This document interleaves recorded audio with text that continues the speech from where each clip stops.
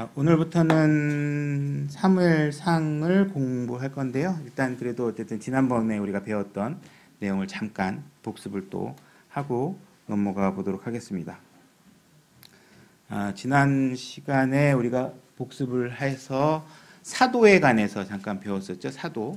사도라는 것은 사도의 권능이 있어야 된다. 그래서 오늘날에는 이런 권능을 다 행할 수 있는 사도가 존재하지 않는다. 사도는 예수님의 직접적인 제자들로서 예수님에게로부터 보냄을 받은 자라는 그런 의미를 갖고 있고, 또 사도 바울 같은 경우에는 특별하게 이방인들에게 복음을 전하는 역할을 하나님께서 나누어 주셨죠. 그래서 이때 중요한 것은 사도라는 것은 분명하게 사도의 권능이 있어야 된다. 근데 이 권능은 병 고치거나 예를 들어서 심지어 죽은 사람을 살리거나 등등 여러 가지 표적과 이적들을, 독을 마셔도 해를 당하지 말아야 되고 이런 것들이죠. 그래서 오늘날에 뭐 사도라고 하면서 입증되지 않은 뭐 두통이나 몇 가지 질병들이 좀 나아진 것 같다고 이렇게 호전된 걸 가지고 자기 사도적 권능을 행한다고 얘기하는 것들은 성경적 견해가 아니다. 그래서 많은 것들이 일어날 수 있으니까 그런 것들이 기적으로 나타날 수 있더라도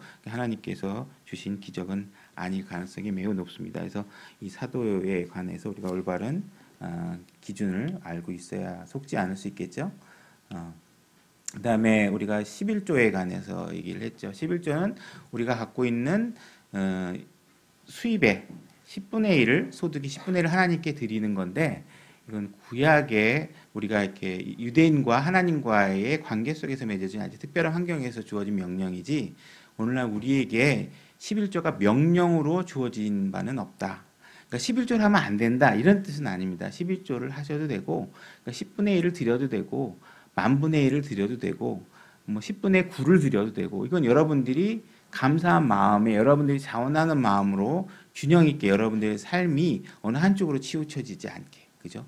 교회만 막 갖다 주고 가정생활은 엉망이고 자녀들은 학원비 달라 그러는데 일단 하나님께 드리면 하나님이 다 책임져 주실 거야, 이렇게 무모한 믿음을 행사하시면 안 된다는 거죠. 그래서 균형 있는 감각을 갖고 11조 헌금 생활을, 하나님께서 무엇을 받기 원하시는지 합당한 그런 섬김을 가지셔야 된다고 말씀드렸습니다. 자, 오늘부터 이제 사무엘상을 들어갈 건데요. 사무엘상 일단 한번 펴보시겠습니까? 성경책을. 그래서 오늘부터는 프로젝트를 제가 보조로 사용은 하지만 주로 이제 성경책을 보면서 가보도록 노력할 겁니다. 그래서 방법이 좀 바뀌어서 좀 서툴더라도 이해하시고, 사무엘상을 다 펴셨죠? 이 사무엘상의 어떤 역사적 위치를 조금 한번 우리가 이해하기 위해서 잠깐 사무엘상 바로 전장을 보면 룻기라는 책이 있죠. 룻기 마지막 절쯤에 가면 18절, 4장 18절쯤에 보면 족보가 나와요. 족보가.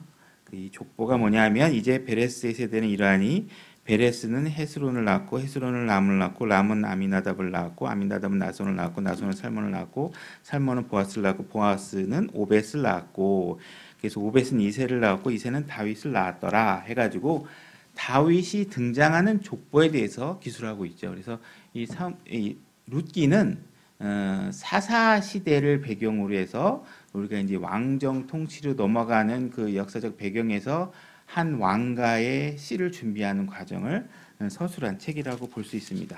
그래서 그 이전 책은 사사기죠. 사사기.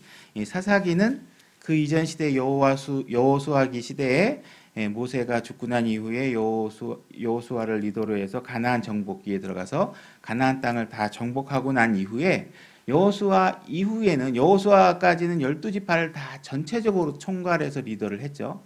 다 전투를 하고 이렇게 해가지고 땅을 정복했지만, 그 여호수아가 죽고 난 이후에 이와 같이 전체적인 그 이스라엘 모든 민족을 일괄해서 통치할 수 있는 통치를 하나님께서 허락하지 않으셨어요. 무슨 이유에서인지 모르지만 여호수아가 그 2대 다음 세대의 리더를 기르지 못한 것도 있겠지만, 어쨌든 뭐 하나님 섭리상 그런 리더가 존재하지 않았고, 그러면서 이제 사사 시대라는 것으로 넘어오면서 하나님께서 세습이나 이런 걸 통하지 않고 각각의 필요한 때에 필요한 장소에 이렇게 지역적으로 이렇게 한정된 상황에서 여러 사사들을 보내서 하나님께서 그 이스라엘 민족이 타락하거나 어떤 문제가 발생했을 때 하나님의 사람을 세워서 통치하는 방법을 가지고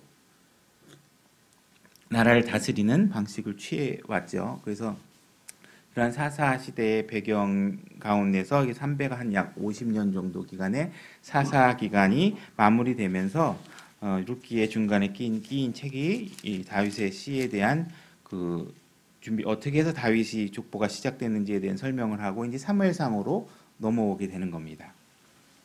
사무엘 시대의 마지막, 사무엘은 마지막 사사죠. 사사고, 그래서 사사죠. 그래서 사무엘상은 이 왕정기 시대, 사사 시대에서 왕정기 시대로 넘어가는 과도기 과정을 기록한 책이라고 말할 수 있습니다.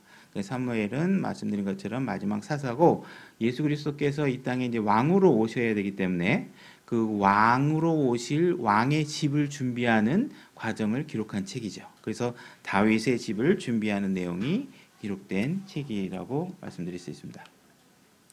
이제 사무엘상의 저자는 우리 책에 보면 사무엘 등 이렇게 이제 기록되어 있어요. 우리 그 앞에 한영 대역을 보시는 분들은 그럼 사무엘 등이라고 되어 있는 것은 이제 뭐 사무엘이 적었다고 이제 유력하게 보이지만 이제 사무엘상 25장을 가게 되면 사무엘이 이제 죽습니다. 그래서 사무엘이 죽은 이후의 과정도 기록되어 있으니까 죽은 사람이 모든 기록을 다 할 수는 없겠죠. 그래서 여러 가지 신학자들이 추정을 해서 뭐 몇몇 사람들이 등장하지만 뭐 이렇게 신학적으로 저희는 공부할 능력이 제가 안 되기 때문에 뭐 그냥 그 정도 얘기를 하고 사무엘이 주로 기록을 했고 그 이후에 다른 사람들이 같이 기록해서 만들어진 책이다 이렇게 볼 수 있습니다.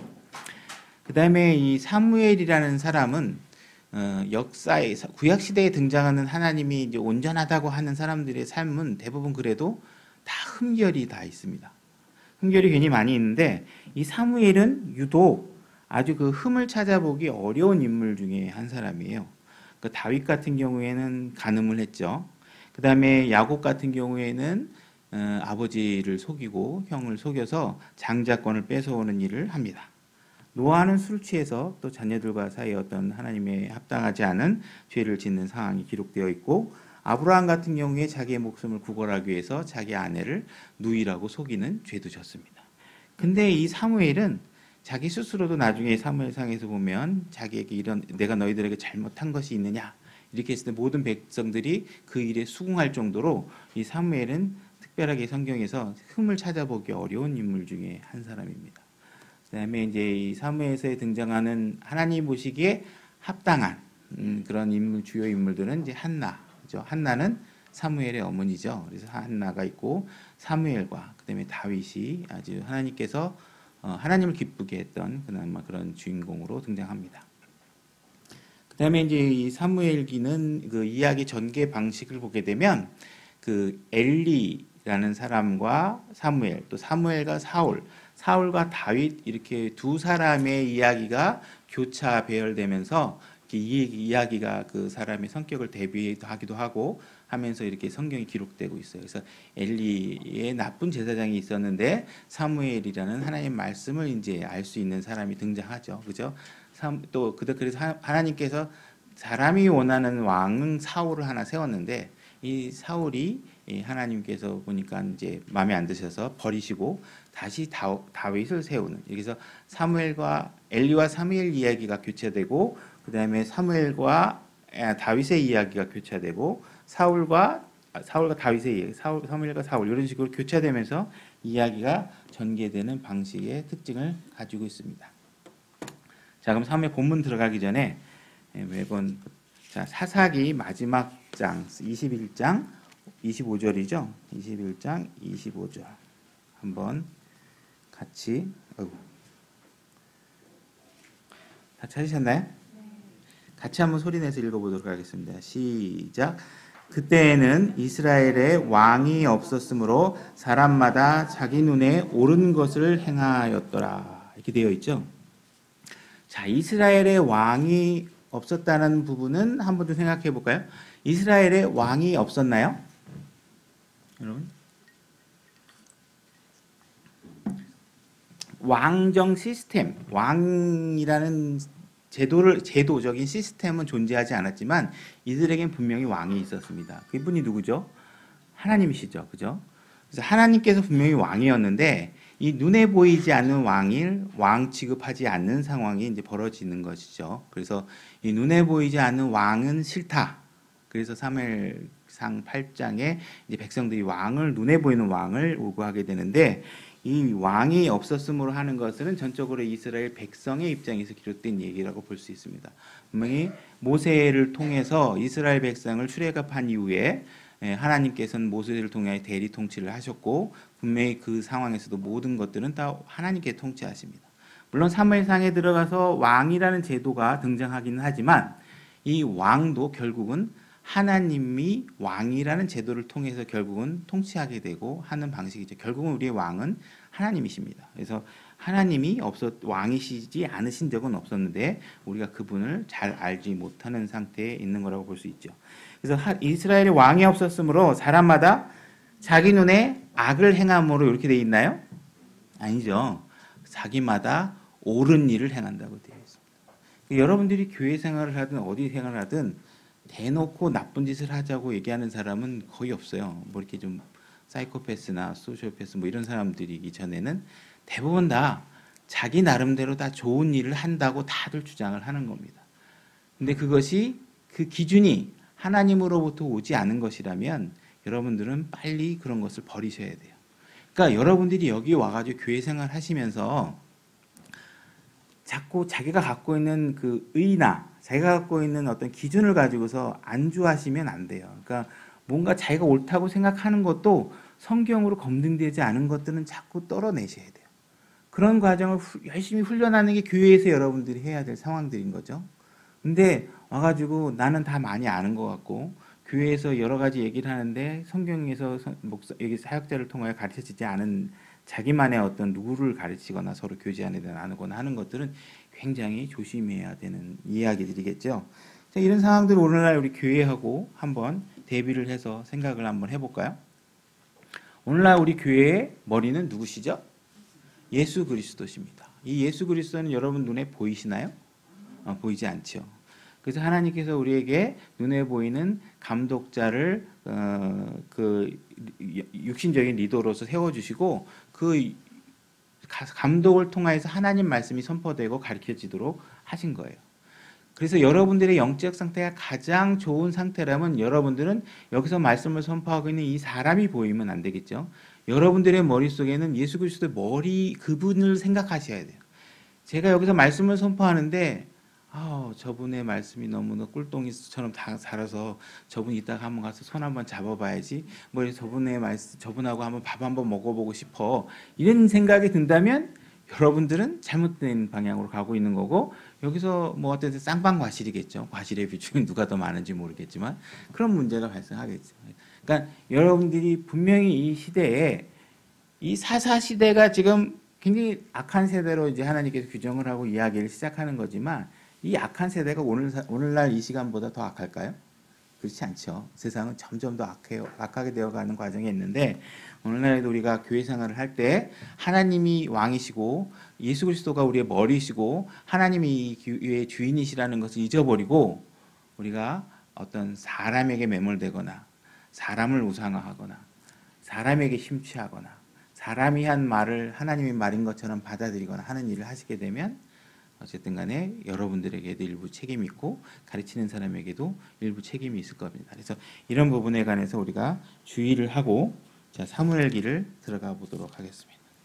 사무엘상 1장 1절부터 3절까지 같이 우리 한번 소리내서 읽어보도록 하겠습니다. 찾으시면 같이 읽어보도록 하겠습니다. 다 찾으셨나요? 네, 1절부터 3절까지 같이 읽겠습니다. 시작. 이제 에브라임 산에 라마다임 소빔 출신의 어떤 사람이 있었는데 그의 이름은 엘가나더라. 그는 에브라 사람으로 요로함의 아들이요 엘루의 손자요 도후의 증손이요 숲의 4대 손이더라. 그에게 두 아내가 있었는데 하나의 이름은 한나요 다른 하나의 이름은 분인나더라. 분인나는 자녀가 있었으나 한나는 자녀가 없더라. 이 사람이 해마다 자기 도시에서 나와 실로에 계신 망군의 주께 올라가 경배하며 희생물을 드렸는데 엘리의 두 아들 홈리와 비느하스가 거기서 주의 제사장으로 있더라. 이렇게 되어 있습니다. 자, 거기 보게 되면 에브라임 산이라고 된 지명이 나와요. 뭐 참고로 중요한 건 참고로 에브라임 산은 에브라임 지파가 다스린 정중앙에 여호수아가 가나안 정복할 때 에브라임 지파에게 이 땅 중간의 허리 부분을 땅의 분배를 받게 됩니다. 그래서 이게 에브라임 산간 지역이라고 이렇게 아시면 되고요. 그래서 그런 산간 지역에 라마다임 소빔 출신에 이렇게 하면서 쭉 어떠한 족보가 등장하죠. 이 엘가나라는 사람 한 사람의 주인공에 대해서 그 주변 설명하기 위해서 족보를 나열하는 방식으로 설명을 하고 있습니다. 그래서 이 엘가나라는 사람의 족보를 기술한 이 내용을 봤을 때 이 족보가 갖고 있는 의미와 이 기록자가 이 족보를 통해서 무언가 독자들에게 전달하고자 하는 의미가 있을 것 같아서 이 엘가나의 족보를 한번 다른 성경 구절에서 찾아보겠는데요. 이제 역대상 6장 33절로 가겠습니다. 역대상 6장 33절.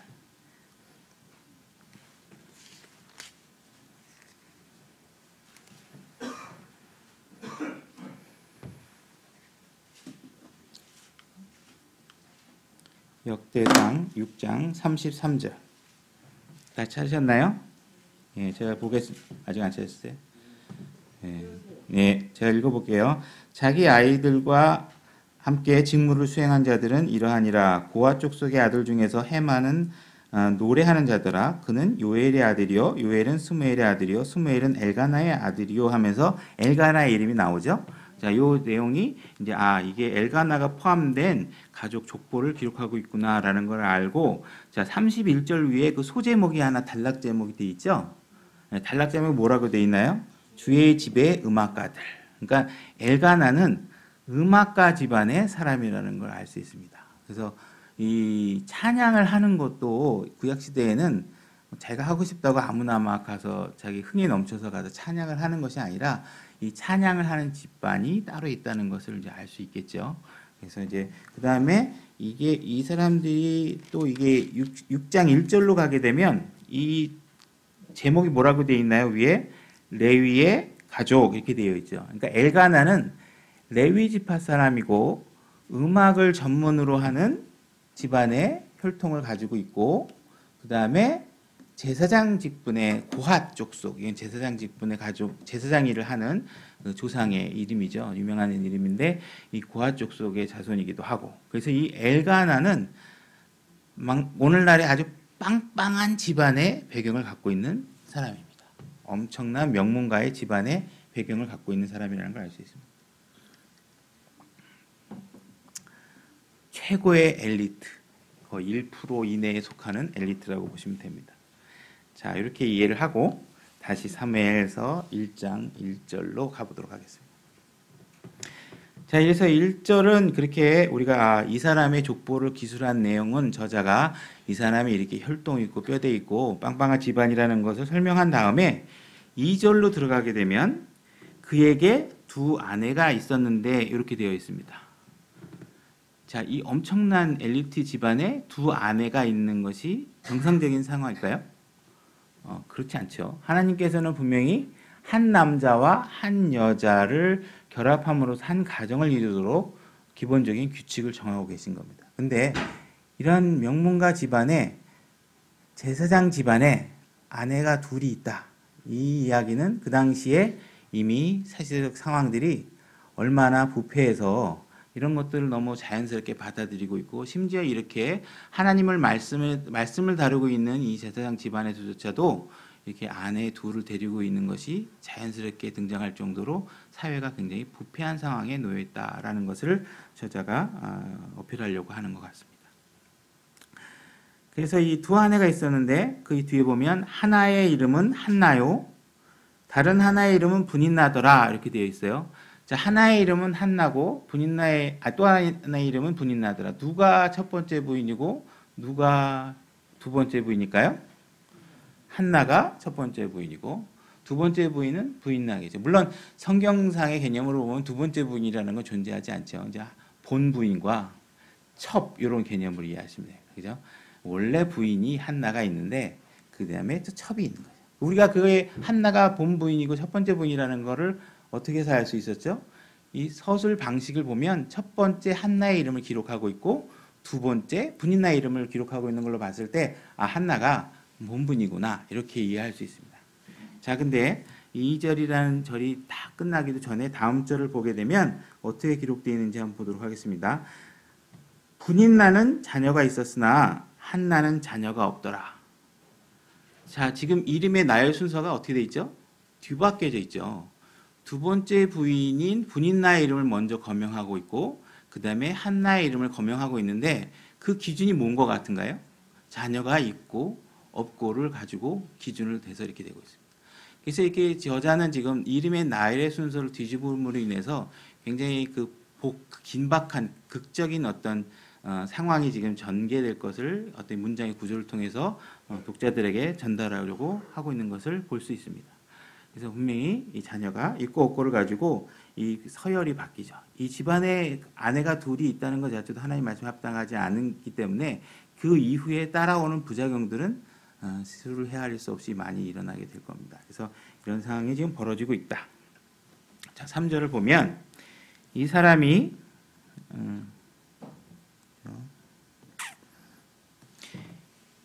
해마다 자기 도시에서 나와 실로에 계신 만군의 주께 올라가 경배하며 이렇게 이 사람 엘가나라는 사람은 해마다 자기 도시 매해 꾸준히 성실히 이렇게 이해를 하시면 됩니다. 그래서 해마다 이렇게 하고 있다라는 것은 그가 굉장히 성실하게 하나님을 경배하는 생활을 하고 있다는 것을 볼 수 있죠. 그래서 엘가나라는 사람은 하나님 경배하는 일에 굉장히 성실한 그런 모습을 취하고 있다. 실로에 계신 만군의 주께 올라가 경배하며 희생물을 드렸는데 엘리의 두 아들 홈니와 비나서 거기서 주의 제사를 이뤘다. 이 실로라는 지명이 나오는데요. 이 실로라는 지명이 갖고 있는 특징을 알기 위해서 우리가 한번 여호수아 18장 1절을 한번 또 가보겠습니다. 여호수아 18장 1절.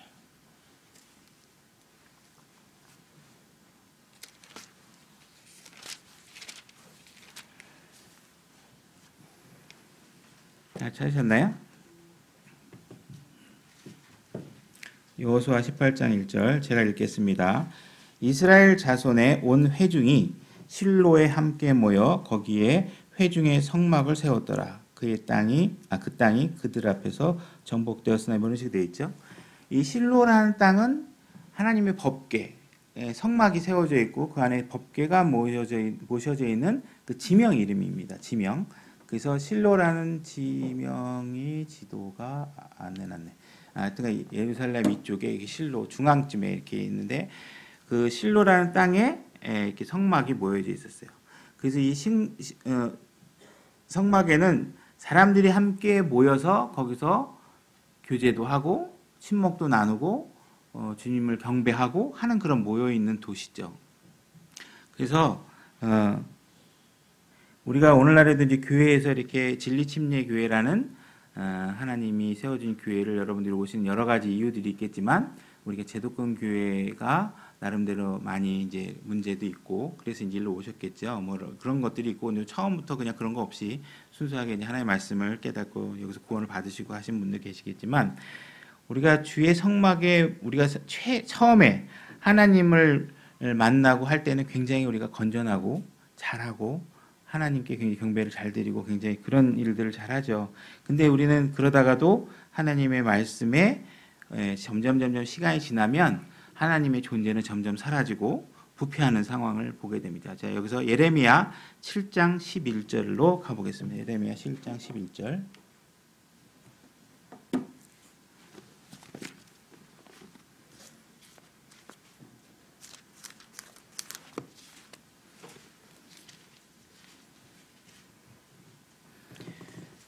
예레미야서 7장 11절.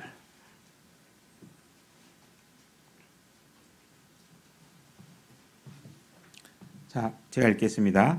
내 이름으로 불리는 이 집이 너희 눈에 강도의 소굴이 되었느냐? 보라, 심지어 내가 그것을 보았느니라. 주가 말하노라. 오직 너희는 실로에 있던 내 처소 곧 내가 처음에 내 이름으로 둔 곳으로 이제 가서 내 백성 이스라엘의 사악함으로 인하여 내가 그곳에 어떻게 행하였는지를 보라. 이렇게 되어 있죠. 그러니까 처음에 여호수아를 통해서 가나안 땅을 정복하고 하나님께 너무 감사하고 성막을 지어놓고 거기에 모여서 기뻐하고 이런 상황들이 벌어졌지만 결국은 인간의 끝은 부패와 타락과 강도와 그런 것들을 짓을 하는 일들이 벌어져. 여기 보면 11절에 보면 너희 눈에 강도의 소굴이 되었느냐, 이 말은 굉장히 우리가 익숙한 멘트죠. 그래서 이게 왜 익숙한지 마태복음 21장 13절로 가보겠습니다. 마태복음 21장 13절.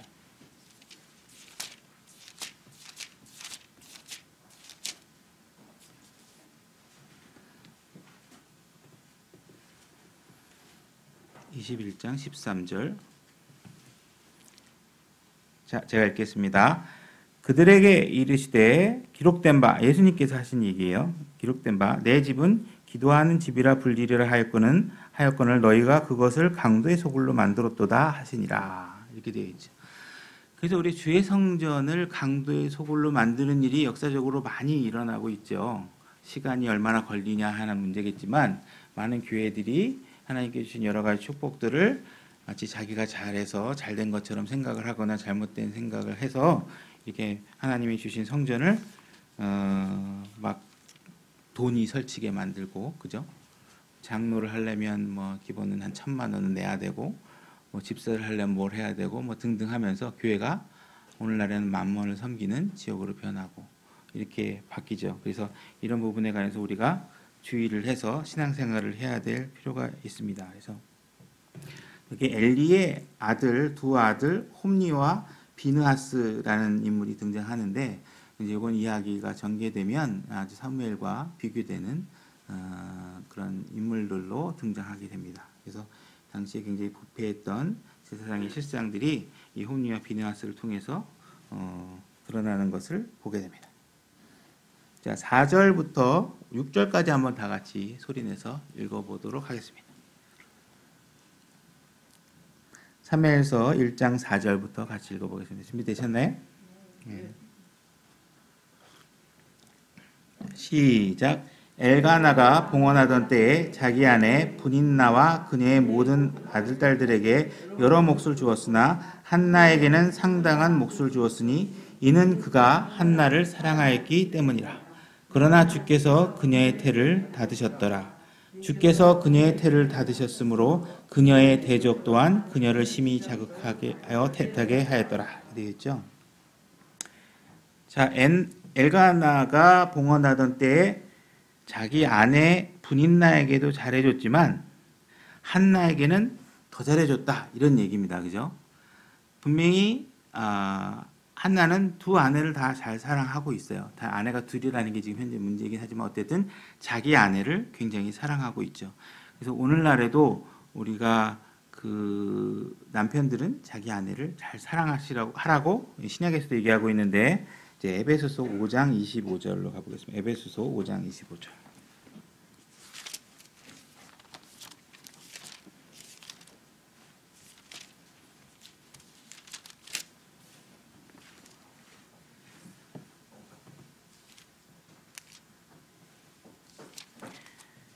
에베소서 5장 25절입니다. 에베소서 5장 25절 제가 읽겠습니다. 남편들아 너희 아내 사랑하기를 그리스도께서 교회를 사랑하사 교회를 위하여 자신을 주신 것 같이 하라, 이렇게 되어 있죠. 그래서 남편은 자기 아내를 목숨을 걸고 사랑하셔야 됩니다. 그죠? 이렇게 호르몬이 분비돼 갖고 막 손잡고 싶을 때만 사랑하는 게 아니라 인생 여정에 거쳐서 여러분들은 의무를 가지고 여러분들의 남편들은 아내를 지극히 사랑하셔야 됩니다. 이게 하나님께 주신 명령입니다. 권면사항이 아니고 명령사항이니까 자기 아내를 그렇게 사랑하셔야 됩니다. 근데 여기 보면 주께서 그녀의 태를 닫으셨다는 말씀이 나옵니다. 그것도 두 번씩이나 반복돼서 나오고 있죠. 자, 5절의 마지막에 그러나 주께서 그녀의 태를 닫으셨더라. 6절 주께서 그녀의 태를 닫으셨으므로 이렇게 해가지고 두 번씩이나 강조돼서 나오는 것을 볼 수 있습니다. 그러니까 하나님께서 우리의 생명의 태를 열고 닫으시는 상황이 우리 인간의 의지에 관한 문제가 아니고 하나님께서 주권을 가지고 여러분들의 생명을 주시기도 하고 닫게도 하신다는 것을 하나님께서 강조해 놓고 있는 것입니다. 그래서 우리가 하나님께서 우리를 만드셨을 때, 그러니까 여러분들이 태어난 것은 엄마 아버지가 여러분들을 만드신 게 아니라 하나님께서 여러분들을 만드셨으니까 아담과 이브만 하나님께서 창조하시고 만드신 게 아니라 여러분들을 각각 개개인도 하나님께서 직접 만드셨다고 말씀을 기록해 놓고 계시는데, 시편 139편으로 가보겠습니다.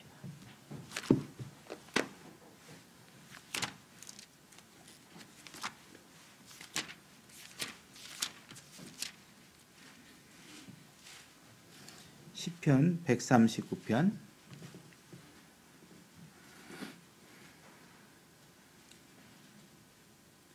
13절. 자, 제가 읽겠습니다. 주께서 내 콩팥을 소유하셨으며 내 어머니 태에서 나를 덮으셨나이다. 내가 주를 찬양하리니 내가 두렵고도 놀랍게 만들어졌나이다. 여러분들은 만들어진 겁니다. 만들어졌나이다. 주께서 행하시는 일들이 놀라움으로 내 혼이 그것을 매우 잘 아나이다. 이렇게 되어 있죠. 그래서 여러분들 각각 개개인도 하나님께서 만드신 겁니다. 엄마 아버지가 만드신 게 아니고 단지 엄마 아버지 육신을 이용해서 통해서 여러분들이 이 땅에 태어났지만 여러분들의 생명의 주권자이시고 정확하게 주인은 하나님께 속해 있다는 것을 말씀하고 계십니다. 아무래도 여기까지 하고 다음 주에 나머지 얘기를 해야 될 것 같습니다. 자, 오늘 여기까지 하겠습니다. 수고하셨습니다. 네.